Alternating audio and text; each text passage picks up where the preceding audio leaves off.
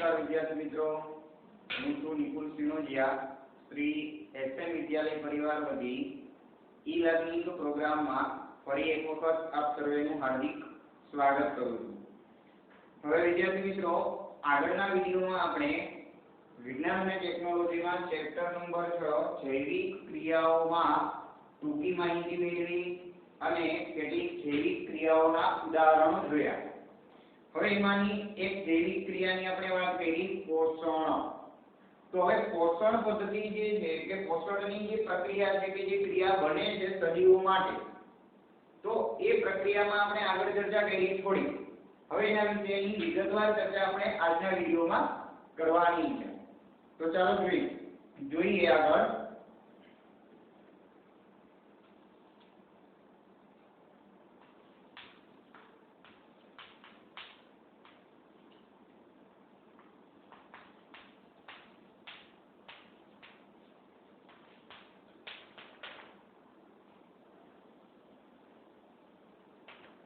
विद्यार्थी मित्रों, आगळना विडियोमां आपणे पोषण पद्धतिना मुख्य जे प्रकारो विशेनी टूंकमां माहिती मेळवी गया के पृथ्वी परना जे तमाम सजीवो छे तो ए मुख्य बे प्रकारे पोषण पद्धति छे ए अपनावे छे के जोवा मळे। एक स्वावलंबी पोषण पद्धति अने परावलंबी पोषण पद्धति।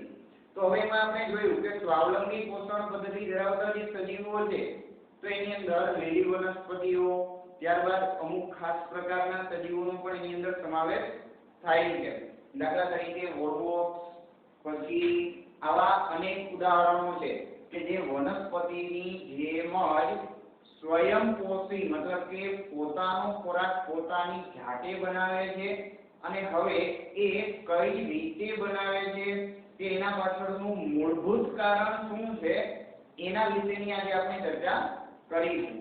तो चलो જોઈએ સૌપ્રથમ આપણે સ્વાવલંબી અને मतलब પરાવલંબી જે પોષણ પદ્ધતિ છે એમાંની સ્વાવલંબી પોષણ પદ્ધતિની આપણે આજના વિડિયોમાં ચર્ચા કરવાની છે। તો હવે સ્વાવલંબી પોષણ પદ્ધતિની અંદર તો આપણે ગયા પીરિયડમાં એવું જોઈ ગયા કે સ્વાવલંબી પોષણ પદ્ધતિ એટલે શું કહેવાય કે જે સજીવ ખોરાકની બાબતમાં પોષણ મેળવવાની બાબતમાં પોતાના પર જ આધારિત હોય एवा सजीवोने આપણે શું કહીએ છીએ સ્વાવલંબી પોષણ પદ્ધતિ ધરાવે છે તેમ કહેવાય। અને એવા સજીવોને સ્વાવલંબી સજીવો કહેવાય। તો દાખલા તરીકે આપણે કાલે જે જોઈ ગયા એના જ ઉદાહરણ લઈએ કે દાખલા તરીકે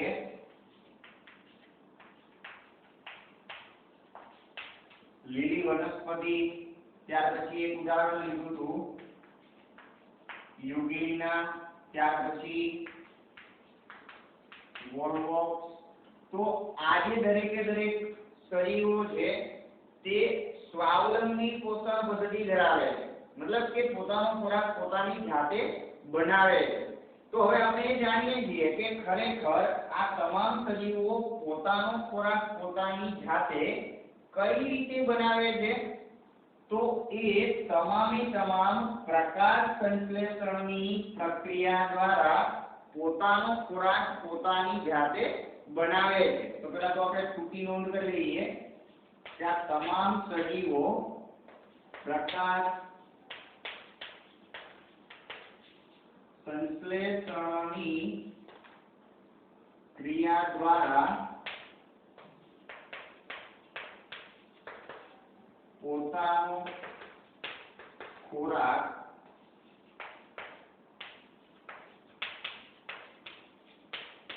જાતે બનાવે છે।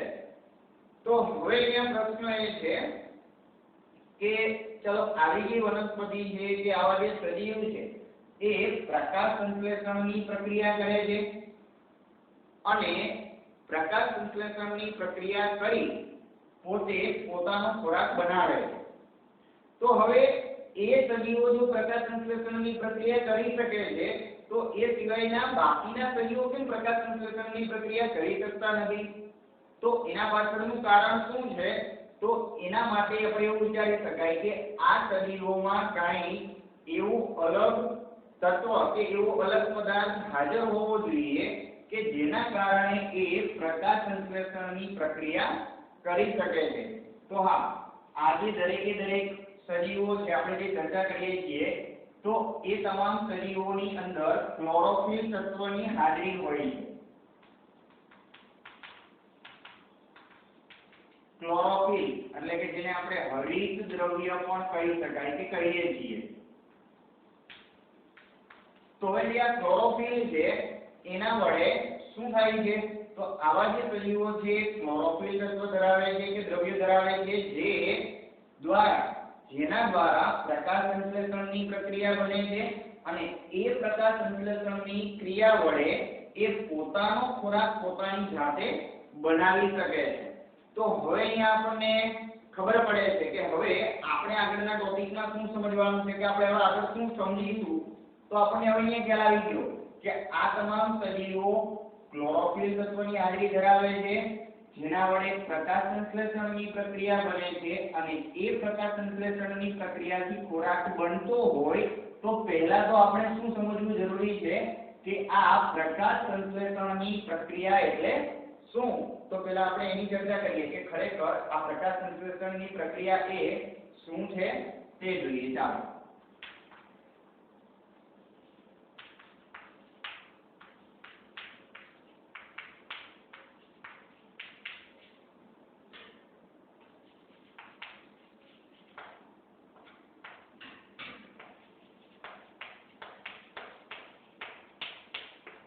પ્રકાશ સંશ્લેષણની પ્રક્રિયા એટલે શું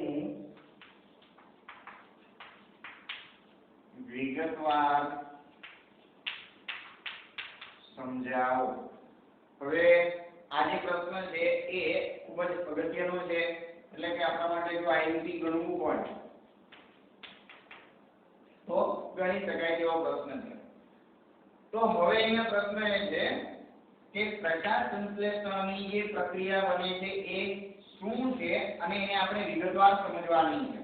તો હવે સૌપ્રથમ કે પ્રકાશ સંશ્લેષણની પ્રક્રિયા ફક્ત કોનામાં જોવા મળે છે તો જે સજીવ ક્લોરોફિલ તત્વની હાજરી ધરાવતા હોય એવા સજીવોમાં જ આ પ્રકાશ સંશ્લેષણની પ્રક્રિયા જોવા મળે છે.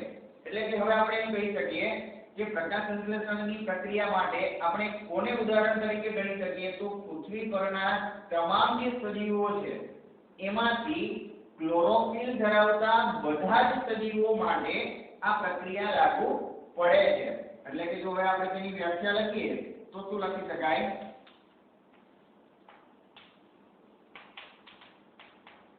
તો હવે આપણે એમ કેવું હોય તો કહી શકાય કે ક્લોરોફિલ ધરાવતા તમામ સજીવો પ્રકાશ સંશ્લેષણની પ્રક્રિયા દ્વારા પોતાનો ખોરાક પોતાની જાતે બનાવે છે.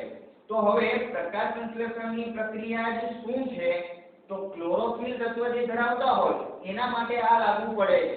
તો હવે કઈ રીતે કહી શકાય તો ક્લોરોફિલ ધરાવતા જે સજીવો છે એના માટે કે ક્લોરોફિલ ધરાવતા તમામ સજીવો શું કરે છે તો સૂર્યપ્રકાશની હાજરીમાં વાતાવરણમાંથી કાર્બન ડાયોક્સાઇડ વાયુ અને જમીન દ્વારા પાણીનું જે શોષણ કરવામાં આવે છે તો એ શોષાયેલું પાણી.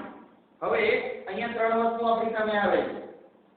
સૌપ્રથમ ક્લોરોફિલ ધરાવતું સજીવ શું કરે છે તો વાતાવરણમાંથી મેળવેલો કાર્બન ડાયોક્સાઇડ વાયુ અને જમીનમાંથી મેળવેલું પાણી એ બંને સૂર્યપ્રકાશની હાજરીમાં એ બંનેનું ભેગું મળી અને એ અંતે શું બનાવે છે તો એ પોતાનો ખોરાક પોતાની જાતે બનાવે છે અને એટલા માટે એ સ્વાવલંબી પોષણ પદ્ધતિ ધરાવે છે તેમ કહેવાય. તો ફરીથી હવે અહીંયા શું કહી શકાય હવે ચોક્કસપણે પ્રકાશ સંશ્લેષણની પ્રક્રિયા શું બને છે એમ કહી શકાય તો ક્લોરોફિલ ધરાવતા તમામ સજીવો સૂર્યપ્રકાશની હાજરીમાં વાતાવરણમાં કાર્બન ડાયોક્સાઇડ વાયુ અને મૂળ દ્વારા શોષેલા પાણીનો ઉપયોગ કરીને પોતાનો ખોરાક પોતાની જાતે બનાવે છે. તો હવે એ કઈ રીતે બને છે એની આપણે આગળ ચર્ચા કરીશું. તો પહેલા આપણે અહીંયા વ્યાખ્યા નોંધ કરી લઈએ.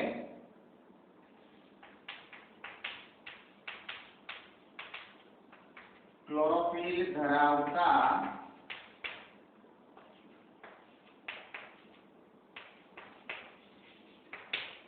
क्लोरोफिल धरावता તમામ સજીવો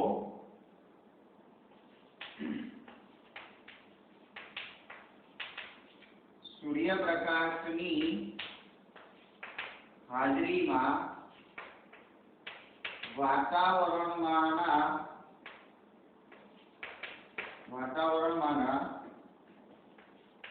કાર્બન ડાયોક્સાઇડ વાયુ અને મૂળ દ્વારા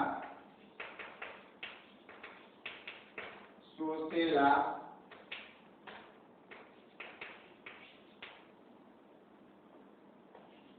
પાણીનો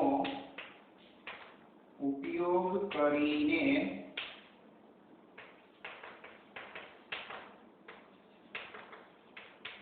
પોતાનો ખોરાક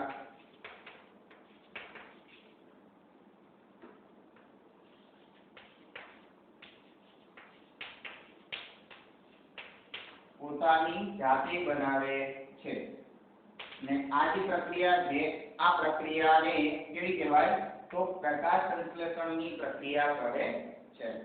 તો હવે ચાલો અહીંયા આપણને પ્રકાશ સંશ્લેષણની પ્રક્રિયા ફક્ત કોણ કરી શકે છે તો એ ક્લોરોફિલ ધરાવતા તમામ સજીવો। તો ક્લોરોફિલ ધરાવતા જે તમામ સજીવો છે એ શું કરે છે ખરેખર તો સૂર્યપ્રકાશની હાજરીમાં વાતાવરણમાંથી CO2 વાયુ મેળવે છે અને મૂળ દ્વારા શોષેલું જે પાણી છે એનો ઉપયોગ કરી અને પોતાનો ખોરાક પોતાની જાતે બનાવે છે। એટલે ટૂંકમાં આપણે આ રીતે વિચારવું હોય તો વિચારી શકાય કે દાખલા તરીકે કોઈ પણ વનસ્પતિ છે એ ધારો કે ક્લોરોફિલ ધરાવતી આ ક્લોરોફિલની હાજરી પણ આપણે અહીંયા દર્શાવીએ તો ધારો કે ક્લોરોફિલની હાજરી આપણે અહીંયા દર્શાવીએ તો હવે સૂર્યપ્રકાશની હાજરીમાં એટલે કે દિવસ દરમિયાન સૂર્યપ્રકાશની જ્યારે હાજરી હોય એ દરમિયાન વાતાવરણમાંથી કાર્બન ડાયોક્સાઇડ વાયુ મેળવે છે અને મૂળ દ્વારા પાણીનો ઉપયોગ કરીને મતલબ કે મૂળ દ્વારા પાણીનું શોષણ કરી અને અંતે શું કરે છે તો અંતે એ પોતાની જાતે પોતાનો ખોરાક બનાવે છે। તો આ રીતે ખોરાક બનાવે છે। તો ચાલો હવે આપણે એની વાત કરી કે ખોરાક બનાવે છે પણ હવે ખોરાક તરીકે શું બનાવે છે અને આપણને કદાચ એમ પણ પ્રશ્ન થાય કે ભાઈ આખા દિવસ દરમિયાન શું સૂર્યપ્રકાશની હાજરી હોય તો શું આખા દિવસ દરમિયાન એ વનસ્પતિ પોતાનો ખોરાક બનાવે ખરા તો હા એ બનાવે છે અને શું કરે છે તો એટલા બધા ખોરાકની જો એને જરૂરિયાત ન હોય તો એમાંનો અમુક ભાગ એ વનસ્પતિની અંદર જ સંગ્રહ પામે છે।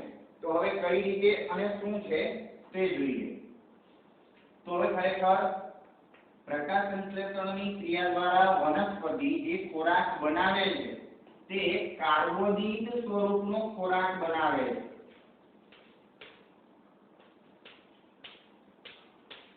કેવા સ્વરૂપે કાર્બોદિત સ્વરૂપે ખોરાક બનાવે છે। તો હવે અહીંયા કાર્બોદિત એટલે કે ગ્લુકોઝ કાર્બોદિત એટલે શું કહેવાય ગ્લુકોઝ કહેવાય। તો હવે જો વિચારો કે કાર્બોદિત સ્વરૂપે ખોરાક બનાવે છે પરંતુ જેટલી જરૂરિયાત હોય એટલો જ ખોરાક એ ઉપયોગમાં લે છે અને બાકીનો જે ખોરાક હોય તો બાકીના ખોરાકનું શું થાય તો બાકીનો વધારાનો જે ખોરાક છે તો એ વધારાનો ખોરાક સ્ટાર્ચ સ્વરૂપે સંગ્રહ પામે।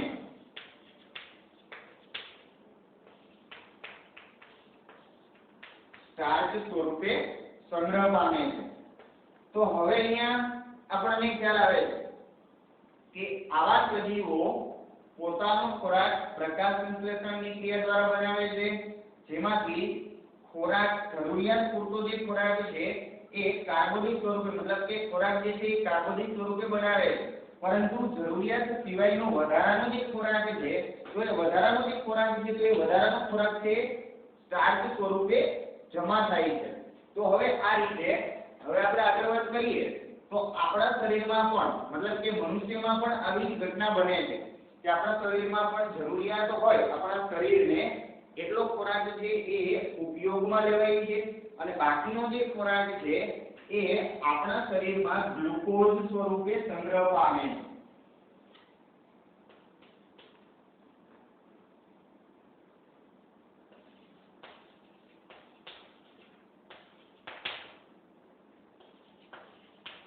મનુષ્યમાં પણ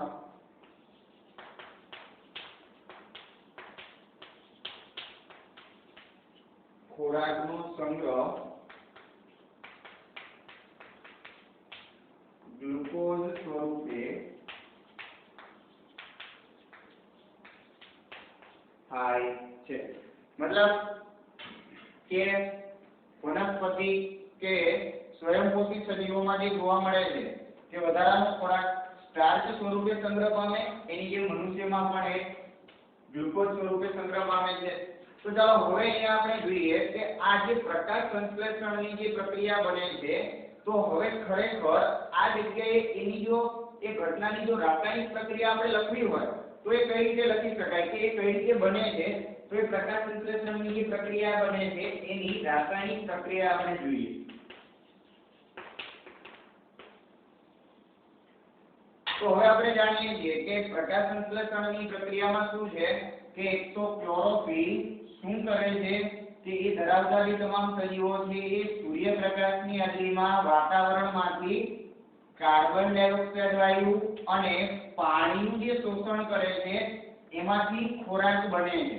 હવે અહીંયા ખોરાક એટલે કે આપણે અહીંયા કોને સમજીએ છીએ તો ખોરાક એટલે આપણે શું કહીએ છીએ કે કાર્બોદિત। કાર્બોદિત એટલે શું કહેવાય? કાર્બોદિત એટલે કે ગ્લુકોઝ। તો હવે આ જે છે એ આપણી નિપજ છે। તો પ્રક્રિયકો તરીકે કોને ગણી શકાય? તો પ્રક્રિયકો તરીકે કોણ છે? તો અહીંયા કાર્બન ડાયોક્સાઇડ અને પાણી। તો આ બે જે એ પ્રકાશ સંશ્લેષણની ક્રિયાના આપણા પ્રક્રિયકો છે અને ક્લોરોફિલ અને સૂર્યપ્રકાશ છે શું કરે છે કે પ્રક્રિયાને આગળ વધારે છે કે પ્રક્રિયામાં ભાગ લઈ અને એ પ્રક્રિયાને આગળ વધારે છે કે એના વડે એ પ્રક્રિયા થાય છે। તો હવે શું કહેવાય કે વાતાવરણમાંના કાર્બન ડાયોક્સાઇડ વાયુ અને પાણીનો ઉપયોગ કરીને પ્રક્રિયાને અંતે ખરેખર શું બને છે? તો એક વસ્તુની તો આપણને અહીંયા ખબર પડી ગઈ કે ગ્લુકોઝ। તો હવે જો અહીંયા ગ્લુકોઝ જે બને છે તો ગ્લુકોઝનું અણુસૂત્ર શું છે એ આપણે જાણવું જરૂરી છે। તો પહેલા તો તમને અહીંયા કહી દઉં કે ગ્લુકોઝ જે છે એનું અણુસૂત્ર કંઈક એવું છે C6H12O6।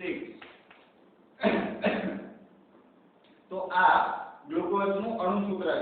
તો ચાલો એ ઉપરાંત ગ્લુકોઝ ઉપરાંત શું બને છે? તો ગ્લુકોઝ ઉપરાંત અહીંયા બીજી બે નિપજો પણ મળે છે, એક ઓક્સિજન વાયુ અને એક પાણી। તો હવે અહીંયા પેલા તો બનતી જે નિપજો છે એ અહીંયા લખી લઈએ કે પ્રક્રિયા દરમિયાન શું બને છે તો C6H12O6 ગ્લુકોઝ, ઓક્સિજન અને પાણી। હવે આપણે આ ખાલી સામાન્ય પ્રક્રિયા લઈશું। હવે આપણે હવે શું કરીશું તો પ્રકાશ સંશ્લેષણની જે પ્રક્રિયા બને છે એમાં ક્લોરોફિલ અને સૂર્યપ્રકાશ બંનેની હાજરી છે। મતલબ કે ક્લોરોફિલ ધરાવતા સજીવો સૂર્યપ્રકાશની હાજરીમાં, તો હવે અહીંયા ક્લોરોફિલ છે ક્યાં આવશે? અહીંયા એરોની ઉપર। મતલબ કે ક્લોરોફિલ ધરાવતા સજીવો શું કરે છે તો સૂર્યપ્રકાશની હાજરીમાં વાતાવરણમાંથી કાર્બન ડાયોક્સાઇડ વાયુ અને મૂળ દ્વારા શોષેલું પાણી નો ઉપયોગ કરી અને પોતાનો ખોરાક બનાવે છે। તો સાથે સાથે પાણી અને ઓક્સિજનના અણુ પણ છૂટા પડે છે। તો ચાલો હવે આ જે પ્રક્રિયા બને તો આપણે ચેપ્ટર 1 માં જોઈ ગયા કે ભાઈ પ્રક્રિયા છે એ સમતોલિત હોવી જોઈએ। તો હવે જો આ પ્રક્રિયાને તમે સમતોલિત કરવા માંગતા હોય તો આ રીતે આ પ્રકાશ સંશ્લેષણની બનતી પ્રક્રિયા છે। તો આ જગ્યાએ તમે પ્રક્રિયા સમતોલિત પણ કરી શકો છો, પરંતુ સમતોલિત કરવા કરતાં પણ વધુ સરળ રીત છે કે એમને આવી જે પ્રક્રિયાઓ હોય કે જે આપણને એમના મતલબ કે સરળતાથી યાદ રહી જતી હોય તો એને એ રીતે યાદ રાખવી જેથી કરીને શું થાય કે પરીક્ષામાં આપણો સમય ઓછો બગડે એ માટે। તો અહીંયા ડાયરેક્ટ સમતોલિત માટે આપણે સામાન્ય જો તમે સમતોલિત કરવા માંગતા હોય તો તમે સમતોલિત પણ કરી શકો છો। 6CO2 12H2O 6O2 6H2O। પણ હું જ્યાં સુધી કહું ત્યાં સુધી આવી જે પ્રક્રિયાઓ છે એ સમતોલિત કરી અને એકવાર ટ્રાય કરી લે, પરંતુ યાદ રાખવી હોય તો આ રીતે સરળતાથી પણ યાદ રહી જાય, જેથી કરીને સમય ઓછો હોય. ઓકે, હવે વાત કરીએ કે ચાલો આ જે પ્રક્રિયા બને છે તો એના પાછળની રાસાયણિક પ્રક્રિયા શું છે એ તો આપણને ખબર પડી, પરંતુ આ જે રાસાયણિક પ્રક્રિયા બની, આ રાસાયણિક પ્રક્રિયા જે બને છે એ હકીકતમાં એ વનસ્પતિની અંદર કે એ સજીવની અંદર કઈ કઈ ઘટનામાં બને છે, મતલબ કે એનો ઘટનાક્રમ શું છે એ આપણે જાણવું જરૂરી છે. તો હવે ખરેખર જો વાત કરીએ તો વાત તો આપણે એ જ કરવાની છે, પરંતુ એનો ઘટનાક્રમ કેવો છે એની આપણે વાત કરીએ. તો હવે એમાં સૌથી પહેલું તો સૌપ્રથમ પ્રકાશ સંશ્લેષણની ઘટના માટે શું જરૂરી છે તો એ આપણે જાણીએ છીએ કે સૌપ્રથમ શું જરૂરી છે કે ક્લોરોફિલની હાજરી. તો ક્લોરોફિલ ધરાવતા સજીવ શું કરે તો એ સૂર્યપ્રકાશનું શોષણ કરે છે, સૂર્યપ્રકાશનું શોષણ કરે છે. એટલે કે પ્રકાશ સંશ્લેષણની ક્રિયામાં સૌપ્રથમ શું બને છે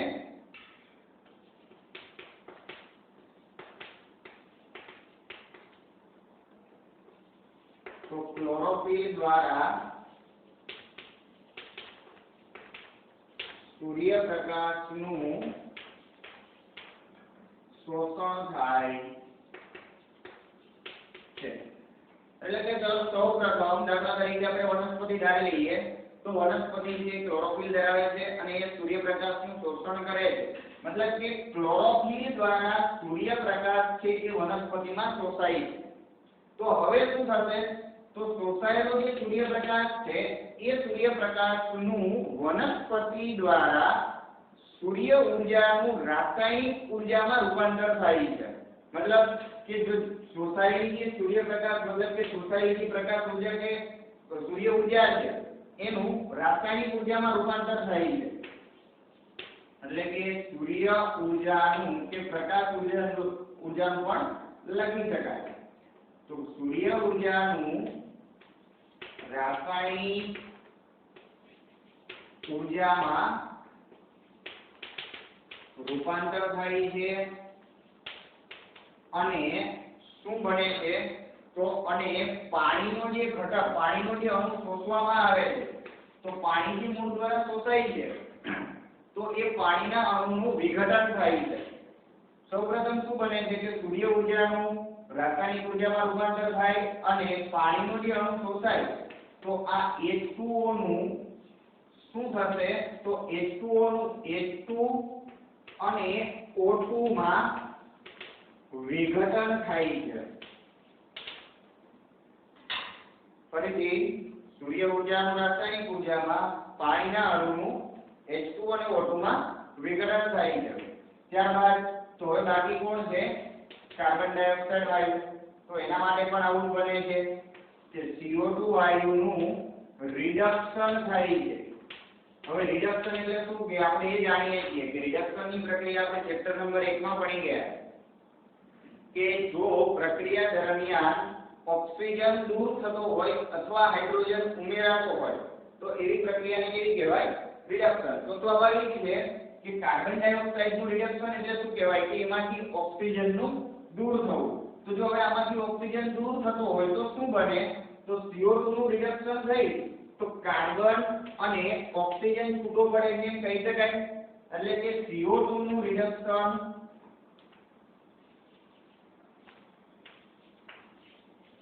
થઈને હવે આ જે ત્રણેય જે તબક્કા છે તો આ ત્રણેય તબક્કામાં આપણે જોયું કે સૌપ્રથમ સૂર્યપ્રકાશ શોષાય જેનું રાસાયણિક ઊર્જામાં રૂપાંતર થાય, ત્યારબાદ પાણીનો અણુ છે છૂટો પડે છે વિઘટન પામે છે, CO2 નું રિડક્શન થાય છે એટલે કે એ પણ છૂટો પડી જાય છે અને આ પ્રક્રિયા થઈને અંતે શું બને છે તો અંતે ખોરાક તૈયાર થાય છે.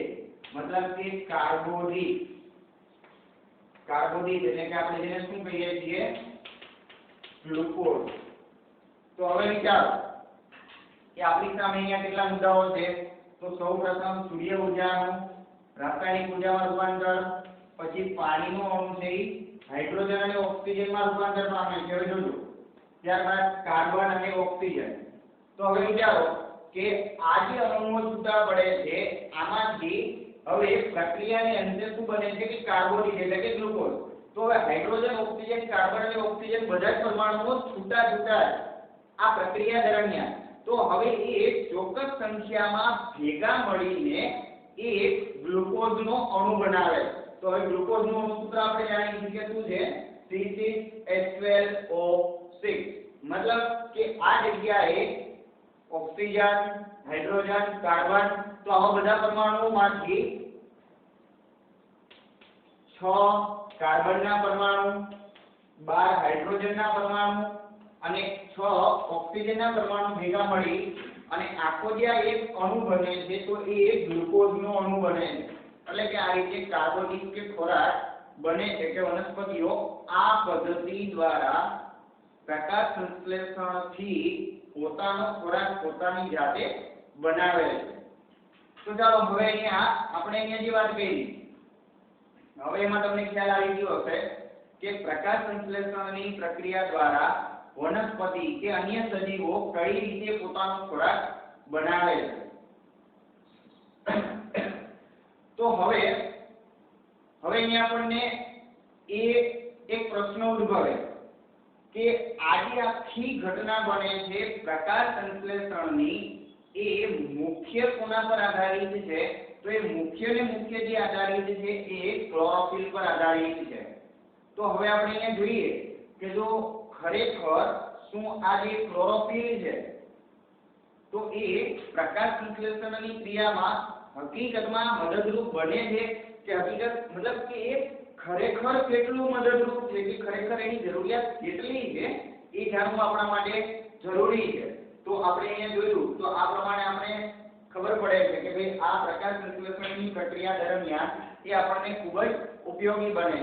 અને જો તમારી પાસે અત્યારે હાલમાં ટેક્સ્ટ બુક હોય તો ટેક્સ્ટ બુકની અંદર તમે જોઈ પણ શકો છો કે એની એક 3 ડાયમેન્શનમાં એક આકૃતિ આપેલી છે કે એક પર્ણ આપેલું છે અને એ પર્ણનો ત્રાસો છેદ કાપી અને એ પર્ણની જે રચના છે એમાં એની કોષની રચના મતલબ કે સૂક્ષ્મદર્શક યંત્ર વડે કે એનો જે ભાગ છે એ દેખાડવામાં આવેલો છે. બાજુમાં એનું ચિત્ર આપેલું છે બરાબર છે. તો એ બાજુમાં આપેલું જે ચિત્ર છે તમે જોઈ શકો છો અને એમાં જે દેખાતો લીલા રંગનો જે ગોળ વર્તુળાકાર જે ભાગ દેખાય છે એ ખરેખર હકીકતમાં અહીંયા એ વનસ્પતિ કે એ પર્ણમાં જોવા મળતું ક્લોરોફિલ છે. તો હવે એવી કંઈક આપણે એક કે બે એવી પ્રવૃત્તિઓ કરીએ કે જેના વડે આપણને ખ્યાલ આવે કે ક્લોરોફિલની હાજરી જે જરૂરિયાત વનસ્પતિમાં ખોરાક બનાવવા માટે કેટલી છે કે ક્લોરોફિલ છે કેટલું મદદરૂપ બને છે ખોરાક બનાવવા માટે એની ચર્ચા કરીએ.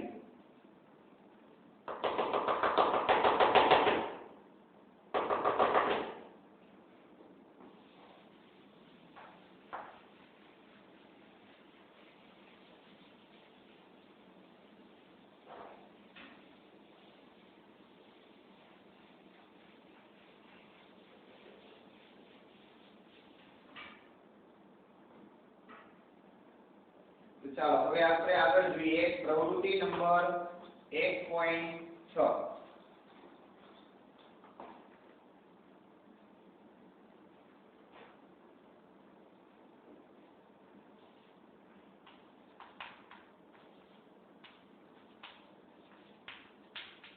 પ્રવૃત્તિ 6.3.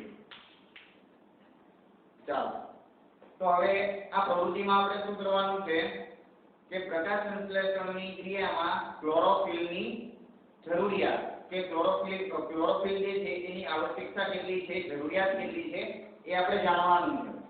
તો આપણે પહેલા તો અહીંયા ખાલી ટૂંકી નોંધ કરી દઈએ.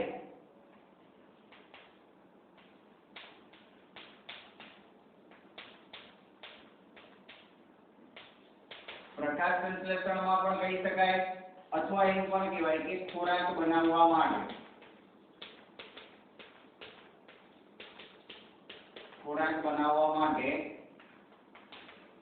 ક્લોરોફિલની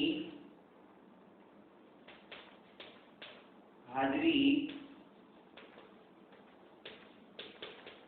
આવશ્યક છે. તો હવે આ પ્રવૃત્તિ કરવા માટે આપણે શું કરવાનું છે તો ક્લોરોફિલ ધરાવતી એક વનસ્પતિ કે એ પણ આપણી આજુબાજુમાં જે મળી રહેતી હોય એમાંથી કોઈ પણ વનસ્પતિ તમે લઈ શકો છો, પરંતુ જો મોટા પર્ણોવાળી વનસ્પતિ હોય તો એમાં આપણને વધુ સરળતા પડે છે. તો મોટા પર્ણોવાળી એક વનસ્પતિ લેવાની છે. તો હવે એ વનસ્પતિ લઈ અને સૌપ્રથમ શું કરવાનું છે, તો સૌપ્રથમ એ વનસ્પતિ છે એને આપણે આપણા ઘરની અંદર 3 કે 4 દિવસ સુધી, હવે દાખલા તરીકે કુંડાવાળી જે વનસ્પતિ હોય એને કુંડા સહિત લઈ અને 3 કે 4 દિવસ સુધી આપણે તેને અંધારા ઓરડામાં મૂકી દેવાની. તો હવે વિચારો કે 3 કે 4 દિવસ સુધી જો એ વનસ્પતિને અંધારા ઓરડામાં મૂકી રાખવામાં આવે તો શું બનશે કે એને સૂર્યપ્રકાશ નહીં મળે, તો પ્રકાશ સંશ્લેષણની ક્રિયા નહીં બને, એનો ખોરાક નહીં બને. તો એ વનસ્પતિએ સંગ્રહ કરેલો જે ખોરાક છે, સ્ટાર્ચ સ્વરૂપે સંગ્રહ થયેલો જે ખોરાક છે, એ ખોરાક એ 3 કે 4 દિવસ સુધીમાં વપરાઈ જશે. એટલા માટે, કારણ કે આપણે જાણવું શું છે, ક્લોરોફિલની હાજરી ખરેખર છે તો એ કેટલી જરૂરી છે ખોરાક બનવા માટે એ આપણે જાણવાનું છે. તો ચાલો પહેલું જ કામ આપણે શું કરીએ છીએ, તો સૌથી પહેલા શું કરીએ છીએ, તો વનસ્પતિના કુંડાને અંધારામાં મૂકતા શું થશે, તો વનસ્પતિના કુંડાને જ્યારે આપણે અંધારામાં મૂકીએ ત્યારે તેમાં ખોરાકનો જે સંગ્રહ થયેલો છે, મતલબ કે જેટલો ખોરાક ઉપયોગી બનેલો એ સિવાય જે સંગ્રહ પામેલો ખોરાક હતો એ ખોરાક મતલબ કે સ્ટાર્ચ સ્વરૂપનો જે ખોરાક છે એ આ 2 કે 3 દિવસ સુધીમાં વપરાઈ જાય છે. અને એ વપરાઈ જાય એટલા માટે જ આપણે એ કુંડાને અંધારામાં મૂકેલું છે.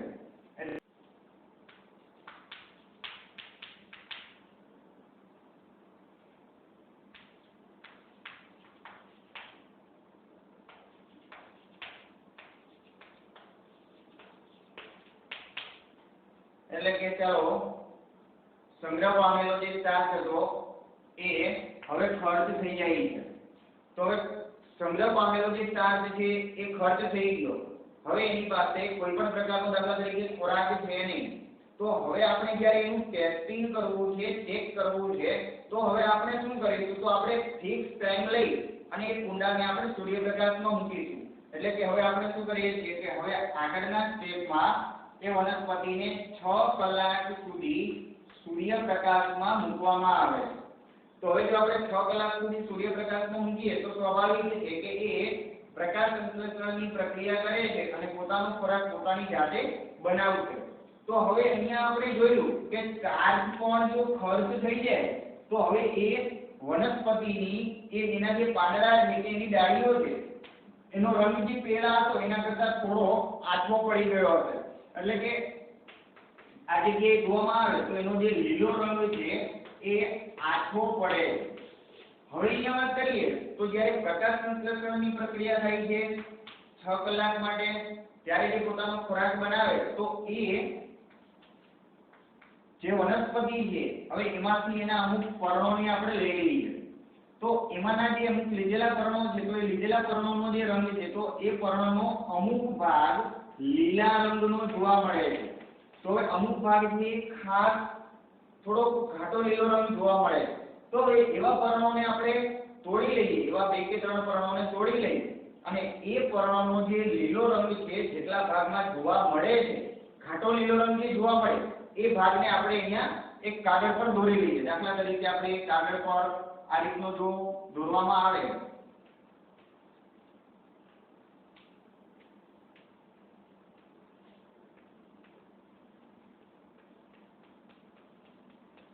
તો ધારો કે આ જે વનસ્પતિનું કોઈ પણ એક પર્ણ આપણે લઈએ છીએ, ધારો કે એનો આગલો જે ભાગ છે એ વધારે પ્રમાણમાં ઘાટા લીલા રંગનો આપણને જોવા મળે છે અને બાકીનો જે ભાગ છે એ આછો છે. તો હવે અહીંયા જે આ ઘાટા લીલા રંગનો જે આપણને આ ભાગ જોવા મળે છે તો એ ખરેખર શું દર્શાવે છે, તો આ જે છે એ ખરેખર એ પર્ણોમાં શું કહી શકાય કે સૂર્યપ્રકાશની હાજરીમાં ખોરાક બનેલો છે અને એ ખોરાક દ્વારા જે આટલો ભાગ આપણને જોવા મળે છે તો એ હકીકતમાં ક્લોરોફિલની હાજરી દર્શાવે છે. એટલે કે આ ઘાટો જે લીલો રંગ છે એ ક્લોરોફિલની હાજરી છે. હવે આપણે શું કરવાનું છે કે એ જગ્યાએ જે જોવા મળતું જે ક્લોરોફિલ છે હવે આપણે શું કરીશું તો એ ક્લોરોફિલને આપણે એ પર્ણમાંથી દૂર કરવું છે. સાંભળજો ખાસ કે આ જગ્યાએ પર્ણમાં રહેલું જે આ દર્શાવેલું જે ક્લોરોફિલ છે, હવે આ ક્લોરોફિલને આપણે દૂર કરીશું અને હવે જો ક્લોરોફિલ દૂર થઈ જાય તો હવે પછી આપણે એની ચકાસણી કરવી છે કે શું ખરેખર આ પર્ણમાં કોઈ પણ જગ્યાએ સ્ટાર્ચની હાજરી જોવા મળે છે કે કેમ. હવે આપણે એ ચકાસણી કરીશું ત્યારબાદ. તો હવે અત્યારે હાલમાં પહેલા શું કરવાનું છે, ક્લોરોફિલની હાજરી દૂર કરવાની છે. તો ક્લોરોફિલની હાજરી દૂર થઈ ગયા પછી એ જ પર્ણમાં સ્ટાર્ચની હાજરી આપણે તપાસીશું કે સ્ટાર્ચની હાજરી છે કે કેમ, અને છે તો કઈ જગ્યાએ છે. તો એના પરથી આપણે અવલોકન મેળવવાનું છે કે ખરેખર ક્લોરોફિલ જે છે એ ખોરાક બનવા માટે કેટલું જરૂરી છે કે અગત્યનું છે. તો હવે સૌપ્રથમ ક્લોરોફિલ દૂર કરવા માટે અને સ્ટાર્ચની હાજરી તપાસવા માટે આપણે શું કરીશું તો ક્લોરોફિલની હાજરી જે છે એને દૂર કરવા માટે આપણે અહીંયા આલ્કોહોલનો ઉપયોગ કરવાનો છે. તો ક્લોરોફિલની હાજરી દૂર કરવા માટે કોઈ એક બીકર કે કોઈ એક પાત્રમાં આપણે જે મતલબ વોશ ગ્લાસ તો નહીં પરંતુ બીકર અથવા તો એ ટાઈપનું કોઈ પણ પાત્ર હોય તો એવા પાત્રમાં આલ્કોહોલ લઈ અને એવા આલ્કોહોલના પાણીની અંદર આલ્કોહોલના દ્રાવણમાં આ જે પર્ણ છે એ પર્ણને આપણે ડુબાડવાનું છે. હવે એ આલ્કોહોલ વાળા દ્રાવણની અંદર આ પર્ણને ડુબાડી અને એ દ્રાવણ જે છે તો એ દ્રાવણને આપણે ગરમ કરવાનું.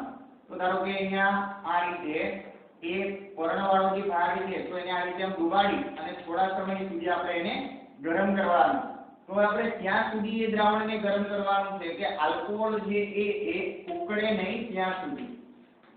તો હવે આલ્કોહોલ જ્યારે ઉકળવા માંડે ત્યારે એ પર્ણને આપણે બહાર કાઢી લેશું અને બહાર કાઢીને આપણે જોઈએ તો સ્વાભાવિક છે કે એ પર્ણનો જે લીલો રંગ છે ક્લોરોફિલને કારણે તો એ ક્લોરોફિલ જે છે ઉપરનું ક્લોરોફિલ એ દૂર થઈ જાય છે અને એની હાજરી આપણને આ દ્રાવણમાં આલ્કોહોલમાં ભળેલી જોવા મળે છે.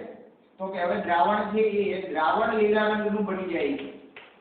દ્રાવણ કેવું બને છે, લીલા રંગનું. કેમ? કારણ કે પર્ણની જે ક્લોરોફિલની હાજરી છે એ દૂર થાય છે અને દ્રાવણ લીલા રંગનું બને છે. તો ચાલો આ જગ્યાએ હવે પર્ણ છે એના પરથી ક્લોરોફિલ દૂર થઈ જાય છે. હવે આપણે શું કરવાનું છે તો આગળના પોઈન્ટની અંદર આપણે શું કરીશું તો હવે એ આગળના મુદ્દામાં આપણે સ્ટાર્ચની હાજરી તપાસવાની છે.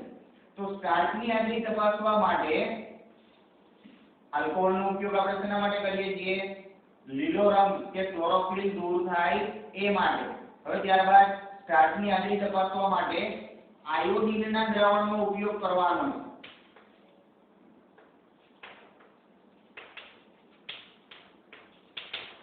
તો હવે ત્યારબાદ આ જે મળતું જે પર્ણ છે હવે એ પર્ણને થોડા સમય સુધી શું કરીશું તો આયોડીનના દ્રાવણમાં હવે થોડા સમય સુધી એ પર્ણને આપણે અહીંયા ડુબાડી રાખીશું.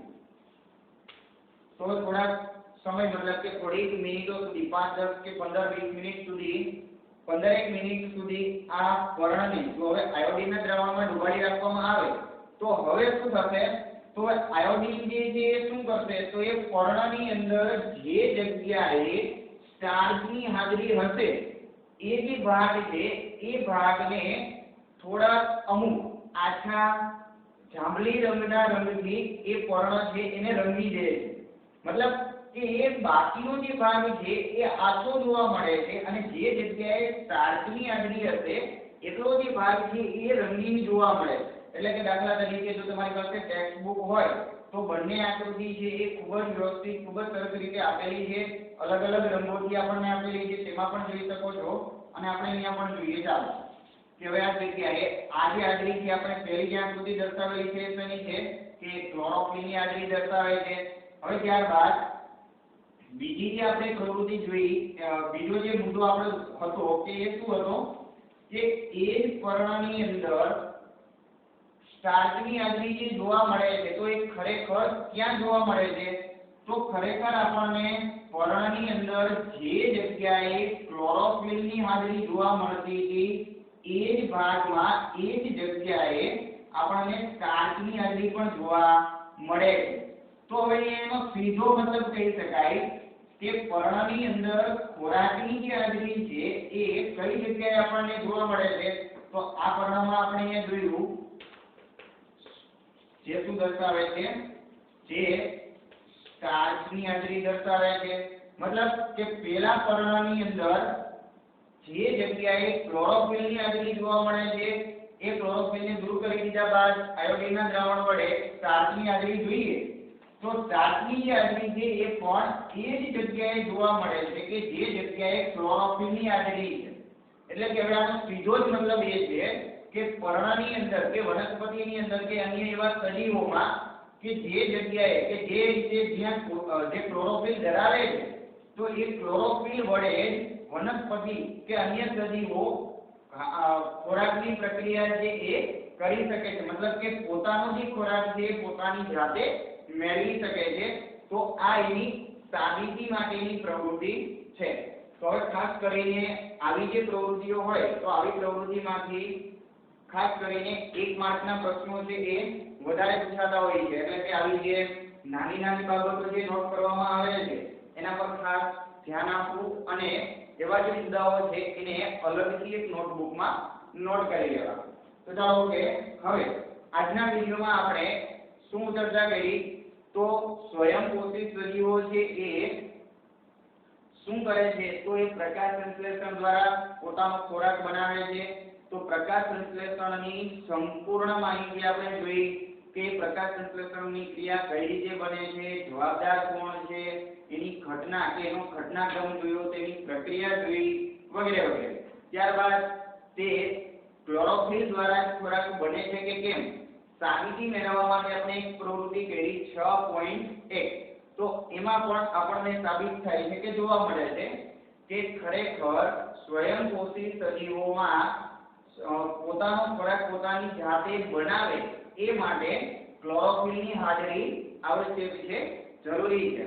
તો હવે આગળના વિડિયોમાં આપણે આગળની ચર્ચા કરીશું. નમસ્કાર.